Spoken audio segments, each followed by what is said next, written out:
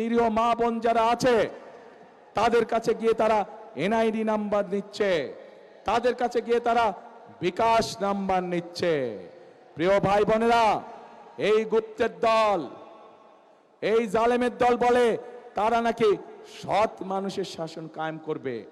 আরে ভাই, নির্বাচনের আগেই তো আপনারা জাল ব্যালট পেপার শুনলাম, খবরে দেখলাম ছাপাচ্ছেন।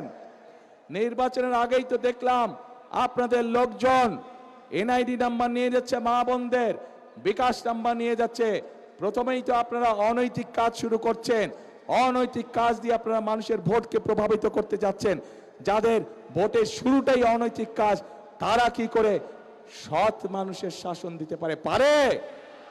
পারে না তারা। প্রিয় ভাই বোনেরা, পদ্মা সেতু, মেট্রো রেল এবং এলিভেটেড এক্সপ্রেসওয়ে নির্মাণের গর্বিত অংশীদার বসুন্ধরা সিমেন্ট। আর আর মা বোনদেরকে অপমান করার পরে তারা বলছে যে তারা এটা করে নাই, তাদের আইডি বলে হ্যাক হয়ে গিয়েছিল।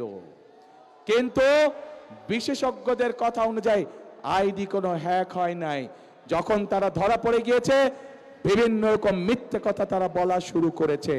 প্রিয় ভাই বোনরা, যারা একটি অপরাধকে ঢাকার জন্য মিথ্যে কথা বলে, আর যাই হোক, তারা সৎ মানুষের শাসন দিতে পারে না। কাজে প্রিয় ভাই বোনেরা, এদের এই ষড়যন্ত্র সম্পর্কে আপনাদেরকে সজাগ থাকতে হবে।